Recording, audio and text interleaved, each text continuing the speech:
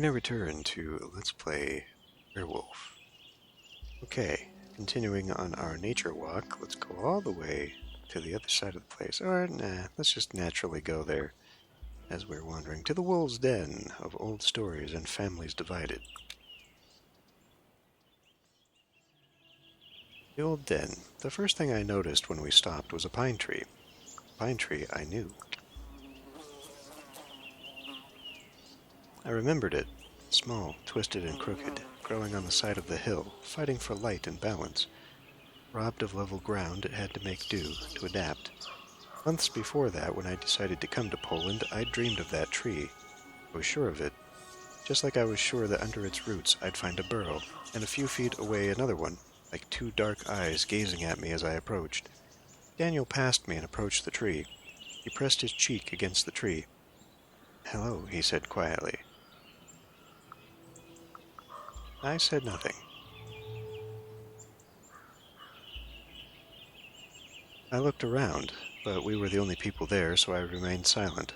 A sudden gust of wind threw a cloud of dust in my face and into my eyes. "This is the den," announced Daniel. "It's abandoned, of course, but it's worth seeing. Why is it abandoned?" "What happened?" I asked. "Humans happened," Daniel sighed. He sat under the tree, leaning his back against it. It was a hot spring morning when they found this den. No one knows who the men were, even though it was only one human generation ago. There were 6 cubs here under the roots of this tree. He stopped stuttering and seemed to enjoy telling the story. I enjoyed listening.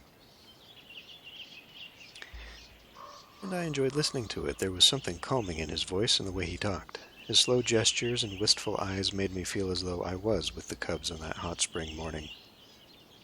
"I don't think they wanted to hurt the wolves," he continued. "They probably thought they'd been abandoned. That's why they took the cubs with them. Humans have this instinct that makes you try to befriend everything, especially if it's dangerous."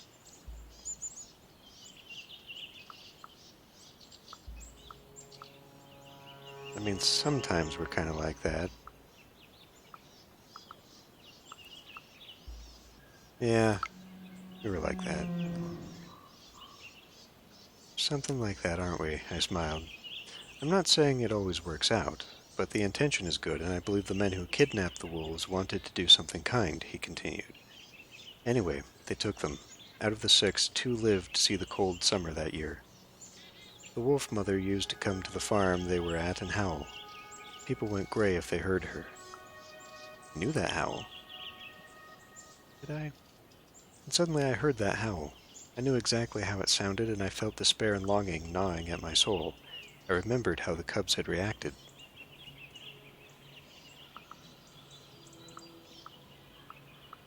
Well, we'll just keep going with the weird options and follow the story. They were silent. When she came, we never answered. Young as we were, we understood.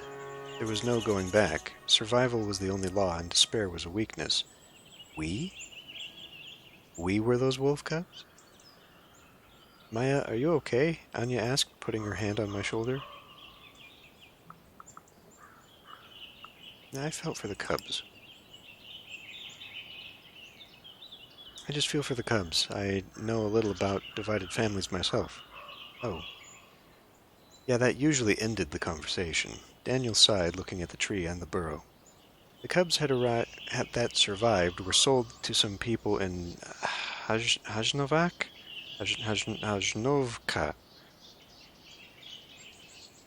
Not even close. Kenuvka. In a town where the Białowieża... Did this do it? It does. Białowieża...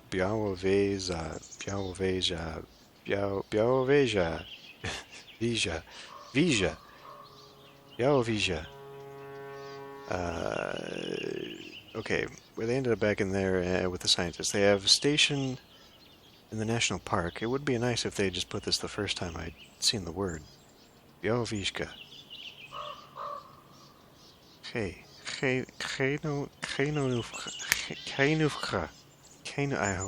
have to come to these words again. They have a station in the national park. One of the wolves Kazan was a celebrity of sorts. If you saw any wolf photos from here, they were probably of Kazan. It was even on postcards. Well, I mean, they shouldn't have moved the cubs. Are we just going to keep going with the options? Why not? In the end, the smartest cub survived. We're friendly with Daniel now. It's impressive that Kazan survived, I decided. He was smart to befriend people. Daniel smiled. Survival is always good, he agreed. There was a slight gust of wind and the tree creaked. I remembered that sound from my dreams as well, a sound that made me feel safe.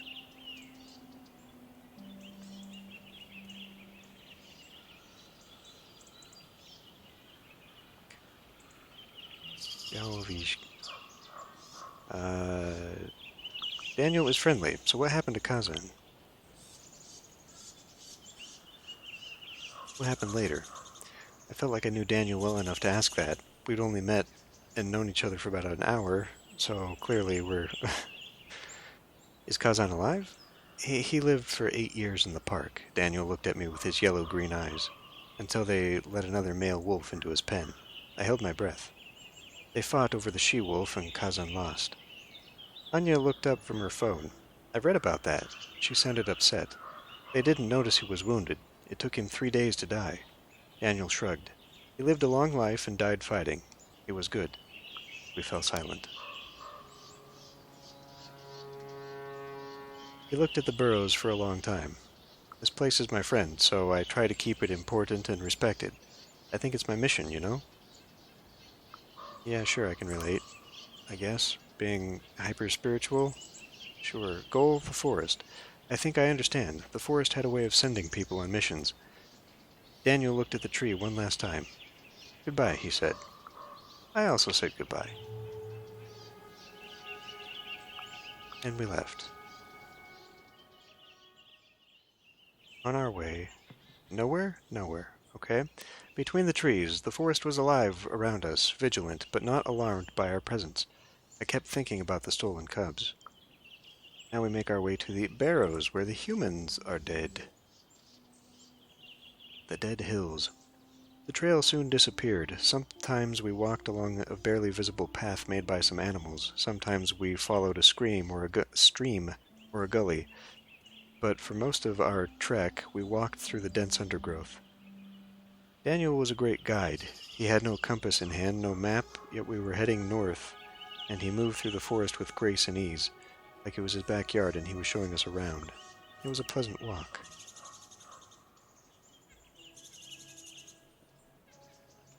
As a pleasant walk, there was always a path through the brambles. The ground was even, and the branches stayed out of our way. I almost felt like the forest wanted us to find the way. Well, we've already got one mystery to solve. We don't need to worry about Daniel. Focus on the forest. Walking through the forest, I couldn't decide what to do. I wanted to see, hear, touch, and taste everything. Wild strawberries were hiding in the bushes, fresh and sweet. Leaves glistened with droplets of dew. Snails, pebbles, strange plants and mushrooms, armies of ants marching across our path. Everything was a treasure. It was as though the Pushcha was showing us the best it had to offer. I took what I wanted. I couldn't resist the temptation, and when I spotted something I liked, I took it.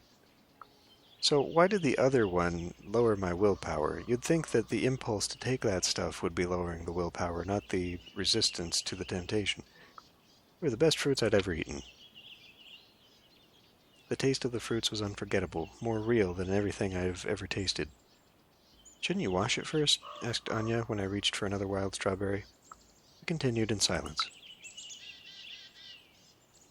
We'd been walking for a while when I noticed Daniel's steps had become slower.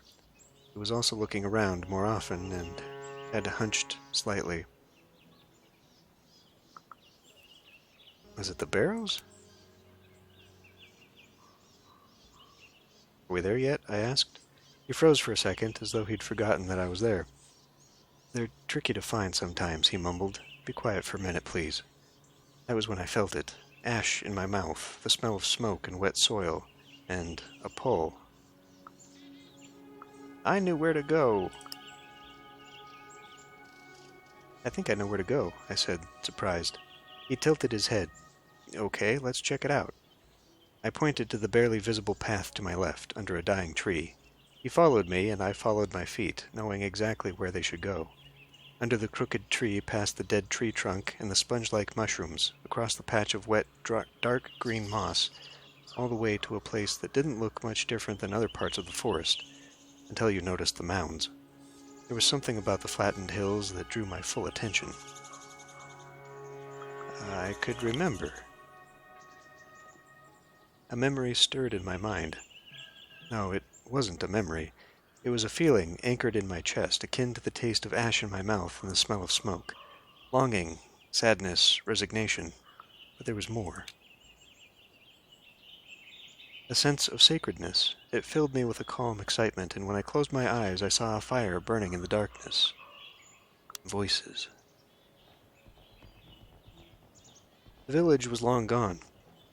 Its houses burned to the ground, its people slaughtered, but the spirits were still there. It accumulated over time, some in ancient Roman armor, some in rags, some in animal skins, some in uniforms from the world wars, some in modern camo. Are we dead? Where are we? They asked me with frantic whispers. Is this hell? They were only echoes. They weren't real, just echoes of the past. The spirits in the trees were real. When I opened my eyes, Daniel was watching me. You were somewhere else, he said. You said you had a family here? I nodded.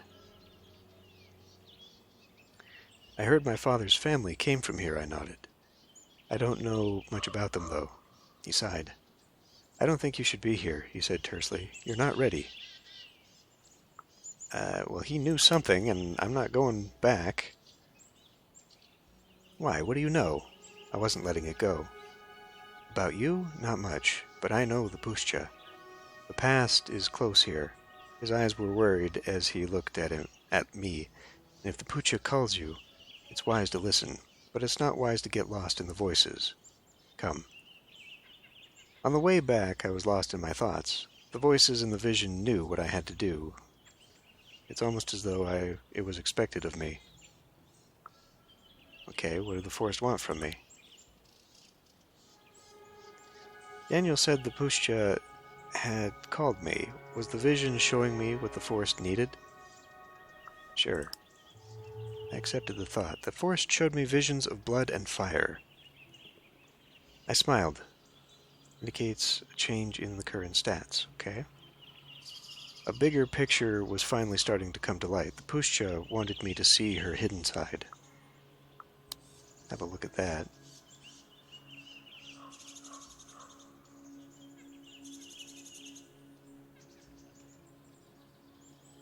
Okay. The walk back was uneventful. In the shadows, I felt a little tired. The shadows of the enormous trees cooled the sweat on my skin. The taste of ash lingered in my mouth. We made our way back to town. Serendipity. As we walked through town, Anya nudged me and pointed at a tall, broad-shouldered, freckled guy standing at the bus stop with a lost expression on his face. I remembered his face from the pictures on social media. It was the friend who'd stood me up earlier. Let's just go greet him, I guess. Bartek? I asked, getting his attention. Maia, what are you doing here? He blurted with surprise when he saw me. I was sure you missed the bus. We started walking and talking. His accent was broad and East European. We'll ask him questions. Luckily, he loved talking about his home, so when I flooded him with questions, he kindly obliged. He talked about how the village had become a tourist destination, how the logging business moved to a nearby town, how the trains had stopped coming and the local station had been turned into a hotel for wealthy foreign hunters. The dozens and dozens of bison statues scattered around the village watched us indifferently. We walked along the only street in the village, nearing the center, if you could call it that. Every house had a garden, and the air was dense with the fragrance of flowers. I took a deep breath. So, did you find anything linking me to the forest? I asked. Bartek shook his head. Nothing. Absolutely nothing. Sorry. He was avoiding my eyes. A trickle of sweat ran down his temple. He looked afraid. What's up, man? I smiled. Spill the beans. I'm a big girl. I can take it. But he just clammed up. You know what? I think you should drop it. I stopped.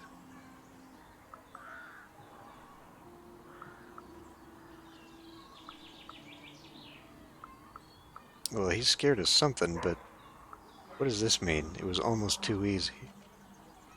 Sure, whatever. Bartek tensed up, but I just shrugged and smiled. Okay, let's go. I winked at Anya. It looked like I'd pulled the rug out from under him. But you said it was important. He's ready to crack. Ooh, that jumped us up too, I think. I got you, I laughed and punched his arm. I knew you wanted to tell me. Well, he brushed his forehead with the back of his hand. I did ask. I started with the old people here. I told them that my friend from the States was looking for her roots and wanted to know about the place her family came from. You know the drill. At first, people were very, receptive. I waited for the other shoe to drop. And then I mentioned your name. He shook his head.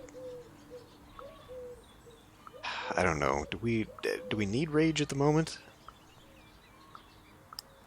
I urged him to continue. Bartek, no dramatic pauses, please, I urged him. The tension is killing me. One of the old men here told me to go to hell, and the other spat on the ground, and his wife crossed herself. For a moment he looked younger and smaller, and then my own grandmother told me to stop asking. She said something else as well. I tensed up. What? I asked. She told me to pray for you. Suddenly the sweet golden afternoon wasn't so sweet and golden anymore. Who was I? I looked at Bartek and I saw the stories he'd heard had clearly strained something between us. He was afraid of me. Who was I? We walked in silence, but my mind was in overdrive. People didn't want to talk, and that could only mean one thing. I was on the right track. People were scared to talk about your family and the forest. Okay. My pulse quickened and I tensed up like a hound that smelled blood. I was on the right track. I needed to gather my thoughts. It was a long day. A lot had happened, and I was really tired. It was good to meet you in person, I said, but I need to be going. All this traveling and walking through the forest is sure exhausting. I smiled. Sure. Where are you staying? It turned out we were going the same way, of course. We went back to the B&B. The first evening. The B&B was quaint. I left Anya and Bartek outside. They were lost in a conversation and didn't even notice I was gone. When I got out of the shower, Anya was back, smiling and a little flustered. What a day, she smiled. So what do you think? I made a quick mental inventory of everything that had happened that day. They were cutting down the forest. Okay, that's not really why we're here. Places of power sure made an impression. Daniel's a bit strange. I was moved by the story of the wolves. I was freaked out by the vision at the barrows. Was I freaked out by the vision at the barrows? I mean, I guess. I'm not necessarily sure she was freaked out about it, but she's got an incredibly skinny arm. I mean, or is it just maybe the shadow of the... Maybe it's just the shadow. I don't know. Sure, let's maybe focus on the vision at the barrow, because that has to do with my family. Is that a goal? What is the goal, exactly? Understand what connects you to the forest. Okay. So I'm going to go ahead and guess that that is a thing. Sure.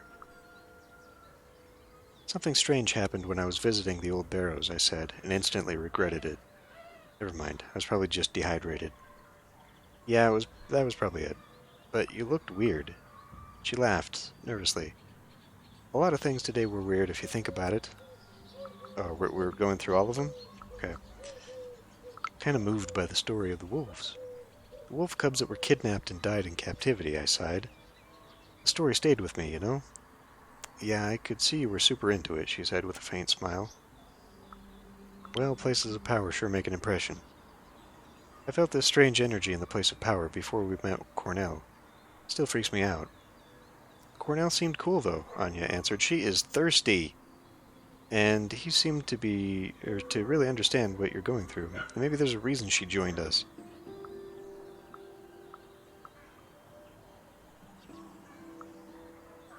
It was weird that Cornell mentioned that they're cutting down the forest. Can't believe they're logging here, I shook my head. Isn't the forest on a UNESCO list or something? Yeah, I know. I want to check out this protest people were talking about. Maybe we could go there tomorrow? I mean, I guess we could talk about Daniel, too.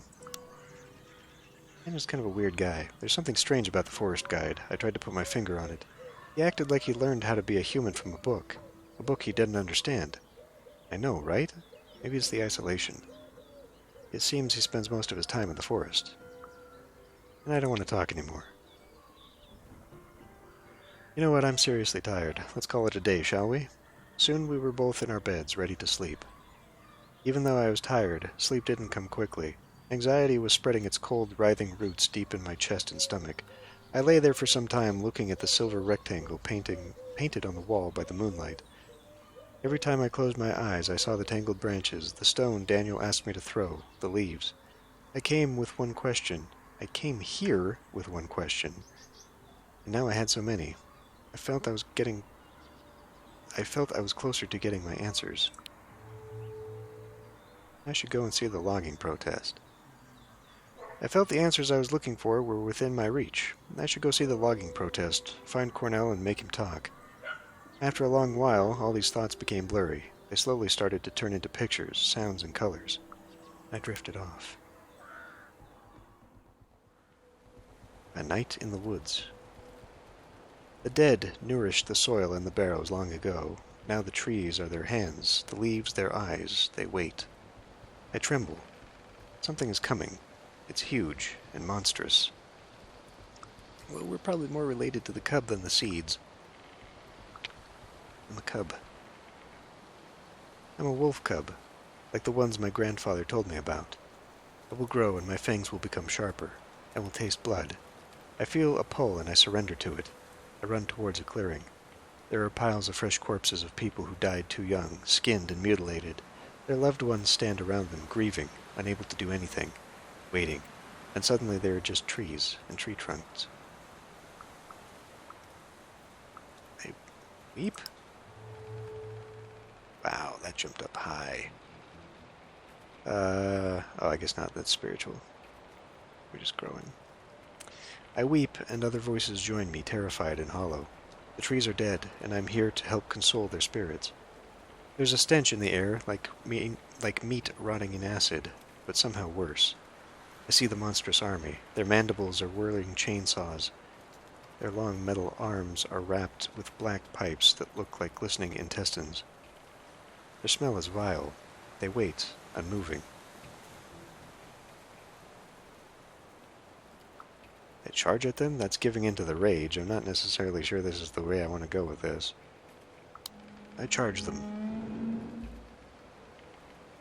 I try to breathe through my mouth as I run toward the machines. I hit and kick them blindly, screaming at the top of my lungs, and in my own screams I hear strange whispers.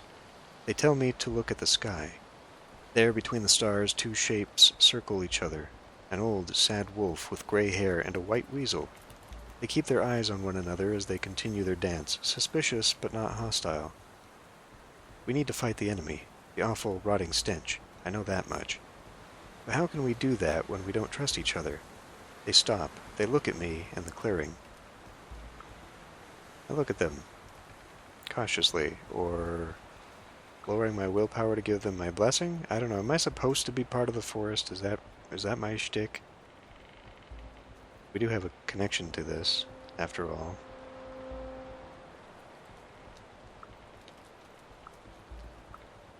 Shh. Okay, fine. I give them my blessing. Why ever I would do that, I don't know. But the forest likes me now. I spill my blood and bless them with words that I do not recognize, but that I understand. They come down to me, and their voice is the voice of the Pusha. We've been calling you, and you finally came. I wake up.